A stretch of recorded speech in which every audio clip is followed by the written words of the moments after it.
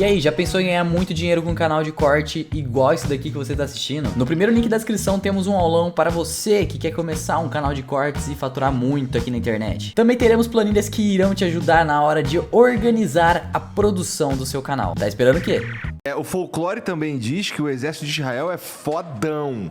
Fodão, mas ele é fodão focado nos problemas que existem em Israel.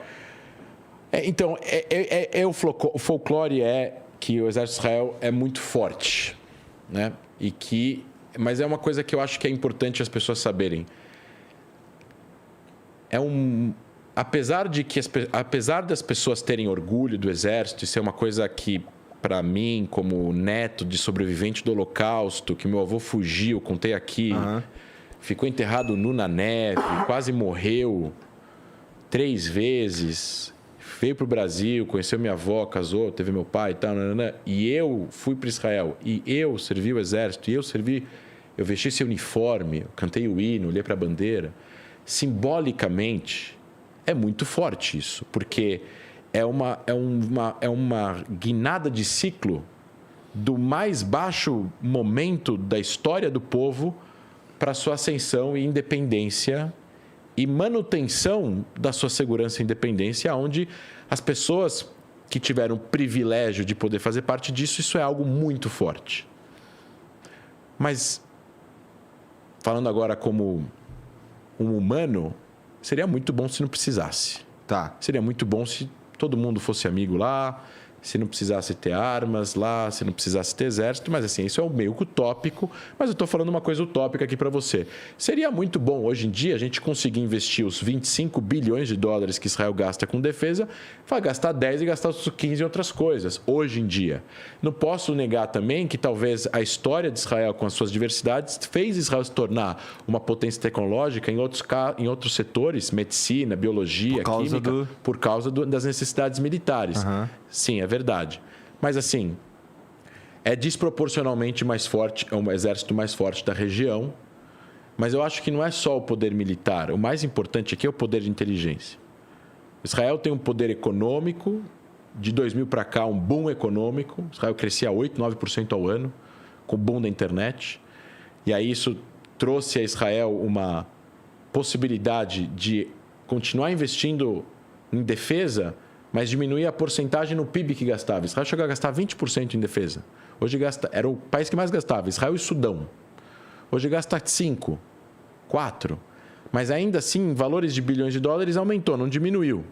Mas isso faz com que eles consigam investir muito em pesquisa e desenvolvimento. Israel é o que mais investe em pesquisa e desenvolvimento. E esse investimento em pesquisa e desenvolvimento dentro do exército cria um monte de coisas que possibilitaram Israel ganhar o poder, um terceiro poder. Então, esse poder econômico, poder militar, poder de inteligência. Esse poder de inteligência fez com que Israel fosse visto pelos países na região e falasse assim, Israel não é o nosso inimigo, o inimigo é o Irã, que quer uma bomba atômica, é um regime de um monte de maluco que fala que os países em volta não têm o direito de existir. Ou que bancam grupos terroristas, como bancam Hamas, bancam Hezbollah, bancam os Houthis no Iêmen, bancam as insurgências xiitas dentro do Iraque, bancam gente radical no Paquistão e tudo mais. Tentaram matar o embaixador da Arábia Saudita nos Estados Unidos, fizeram 2 atentados na Argentina contra a Embaixada de Israel e contra o AMIA em 92, 94. É um regime perigoso. Então as pessoas começam a entender que os países na região começam a entender, Israel não é o nosso inimigo. Essa narrativa de briga com Israel deveria terminar. E aí veio os acordos com os outros países, o Marrocos, o Sudão, o Bahrein, os Emirados Árabes. Está vindo outros ao longo do caminho. E estão isolando o Irã. E como é que Israel... Israel tem alguma necessidade comercial, alguma coisa a ver com a Rússia, cara? Porque, assim, nesse momento... que a gente está vendo aí um isolamento Na verdade, a gente está vendo que o Ocidente está tentando foder a Rússia. Isso fode o povo de Israel também? Então, assim... Para o tamanho do país, o exército de Israel é muito grande.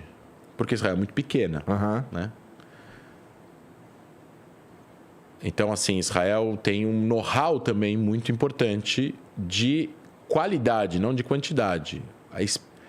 a precisão, os produtos fabricados dentro, assim, Israel luta guerras assimétricas, foi o que eu falei antes. Então, assim, você tem que conseguir atirar num túnel do Hamas em Gaza, que está embaixo da terra, de noite, sem ninguém se ferir.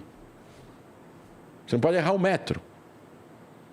Os pilotos precisam não errar um metro, porque ninguém tem interesse que morram civis. Infelizmente, eles acabam ficando no fogo cruzado, mas isso tem sido evitado, tem que ter sido evitado. Quanto mais tempo, mais trabalho tem que ser feito em relação a isso. Então, assim,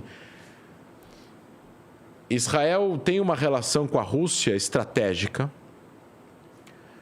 de coordenação com as ações que Israel faz na Síria. Tem uma guerra civil na Síria há 12 anos.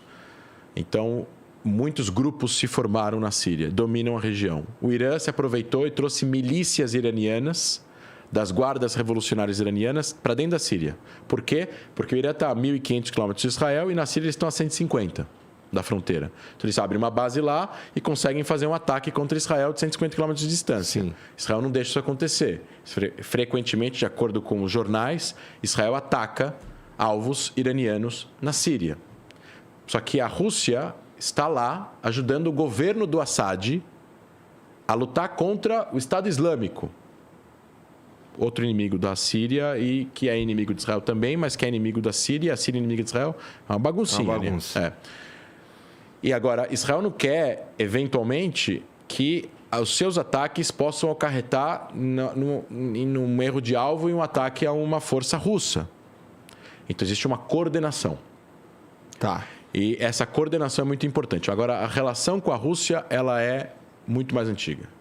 A União Soviética, no primeiro momento, foi um dos primeiros países a reconhecerem Israel de facto. Quando teve a fundação de Israel, começou a Guerra da Independência, logo no dia seguinte, teve 1 ano e meio de guerra. A região inteira caiu sob embargo militar. Não tinha de quem comprar armas. Inclusive, os Estados Unidos não vendiam armas para Israel. Mesmo com a fundação de Israel e o Truman ter reconhecido Israel logo depois e tal. Então, Israel tinha que fabricar clandestinamente. Na época não era mais clandestino, mas fabricava antes dos ingleses irem embora. E, assim, comprar desesperadamente de quem pudesse vender. Quem vendeu? A União Soviética, através da Tchecoslováquia, para Israel. Israel foi fundado por socialistas. Israel foi um país socialista por 30 anos, 40 anos. Só depois começou a modernizar sua economia. Esse sistema se provou falho.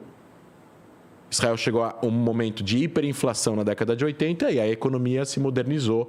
Privatizações, nova moeda, privatizando os bancos, privatizando as empresas, privatizaram as empresas militares, inclusive muitas empresas militares que Israel tinha, que eram estatais, foram privatizadas, capital externo se abriu. Empresa militar, tu diz que fabrica equipamento militar. Tá. Todas eram estatais praticamente. E aí essas empresas começaram a ter capital aberto e tudo mais. E aí Israel modernizou sua economia, mantendo um sistema de bem-estar social muito forte, tão forte ou mais do que tem na França. Está sempre entre França e Alemanha, talvez um pouco mais em algumas coisas, um pouco menos em outras. Mas virou um país com mercado de capital e uma economia baseada em mercado e não em estatais e Estado e tudo mais. Só que no primeiro momento, Israel tinha muita coisa que conversava com a União Soviética na década de 40. Né? Só que depois que Stalin sobe ao poder e os crimes de Stalin, os genocídios ucranianos, e depois a proibição da religião, a perseguição aos judeus e tudo mais, Israel se afasta, os judeus se afastam da União Soviética. E aí, enfim, a União Soviética, na Guerra Fria, apoia os árabes. E aí, obviamente, Israel, obviamente, não tem relação com a União Soviética e tudo mais. E aí, o apoio da União Soviética aos árabes, por os Estados Unidos apoiando Israel, né, de uma certa forma, acaba a União Soviética e depois passa um tempo e tal. Existem muitos, na minha opinião, muito antissemitismo na Rússia ainda. E existem algumas pessoas que tem boas relações com os israelenses. Então, tem alguns fatores. Israel tem 1 milhão de imigrantes russos, incluindo pessoas já de mais idade que lutaram no Exército Vermelho contra Hitler. 1 milhão de imigrantes russos é 10% da população. Um pouco mais. 12. Louco. 1 milhão de imigrantes da União Soviética, vamos colocar assim, mas acho que a maioria russos. Tá. Né? Existem pessoas lá que lutaram São pessoas que são veteranos de guerra do Exército Vermelho da União Soviética que lutou a Segunda Guerra Mundial. 2. O Vladimir Putin, que é presidente há 22 anos, cresceu pobre. E nas tardes, onde ele morava, ele tinha uma família que dava para ele comida todo dia de tarde. E era uma família judia ortodoxa. Então ele tem uma simpatia pelo povo judeu sentimental, muito próxima, e isso é uma coisa muito forte para ele, de acordo com o que falam. Então ele entende a necessidade de Israel se existir, se proteger, e aí tem as políticas, né? Ele tem interesses nacionais russos, então ele vende armas para o Irã, ele vende armas para a Síria, mas Israel está lá sempre tentando fazer o lobby para ele não vender armas que sejam muito problemáticas para Israel, e ele vende armas defensivas, não ofensivas. Mas é sempre uma questão com isso. Então, Israel tem uma relação estratégica com a Rússia, obviamente que não é comparável com a relação que Israel tem com os Estados Unidos, mas tem uma relação estratégica com a Rússia. E, então, Israel vai se colocar provavelmente numa situação bastante neutra.